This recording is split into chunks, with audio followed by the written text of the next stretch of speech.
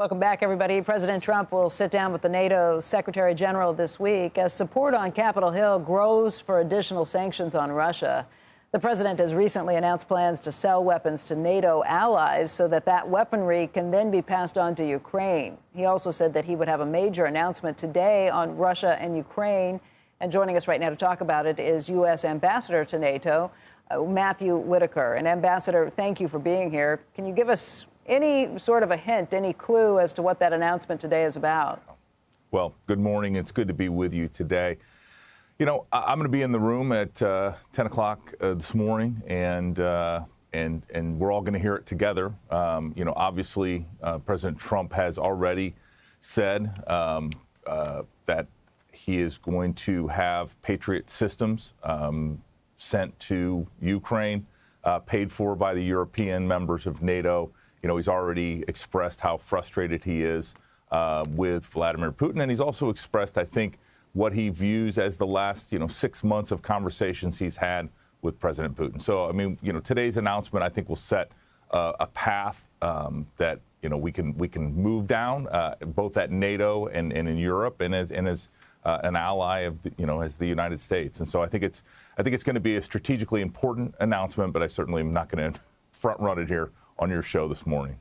Ambassador, let me ask you for your own thoughts about this legislation in the Senate that's working its way through. This is sponsored by Republican Senator Lindsey Graham along with Democratic Senator Richard Blumenthal, but they've got 85 co-sponsors to have some very strict sanctions that would allow the president to put levies of up to 500% on any country that is buying Russian oil, uranium, gas.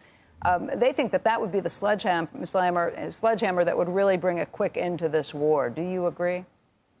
Yeah, a couple thoughts on it. First of all, ending the slaughter on the battlefield in Ukraine is the top priority, and bringing a ceasefire and then ultimately an enduring peace is the goal. And this package of sanctions certainly would be very strong. Now, I think the president's been pretty clear that the package needs to be at his discretion. It needs to be something that he can wield as appropriate and as necessary. But there is no doubt the way Russia continues the slaughter on the battlefield in Ukraine and continues to hit civilians in cities like Kyiv and Odessa is with oil revenue. And that oil revenue is primarily coming through oil distributed by the shadow fleet to countries like China and India.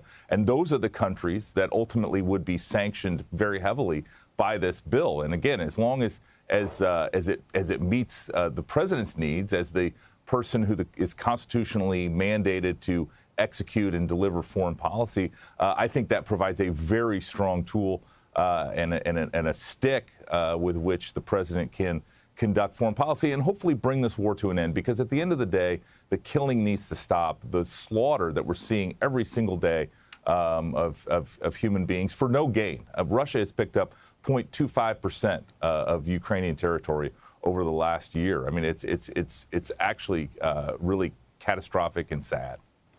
We know that Ukraine has already offered to a peace deal that would essentially force them to give up 20% of their own acreage, their own land, to this attack that came from the Russians. The Russians are the ones that won't come to the table. Vladimir Putin is the one who is stalling on this.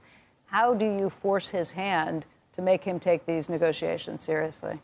Yeah, well, there's nobody better than Donald Trump that understands leverage and understands how to get leverage in a negotiation. And so I think at the end of the day, he is creating a circumstance and a situation together with allies in the Senate and almost, bipartisan and 85 co-sponsors, almost unanimous, quite frankly, to bring that leverage to bear, to get Vladimir Putin to the table and to create a ceasefire and ultimately an enduring peace. Because if you look at some of the other conflicts around the world, whether it's the Iranian-Israel conflict, whether it was India, Pakistan, and others, President Trump has brought the parties to the table together with his foreign policy team and negotiated peace. And I think there's another potential peace deal that's on the table with Armenia and Azerbaijan. So President Trump is a peacemaker, but he also understands how to negotiate and how to bring leverage. And so I think you're going to continue to see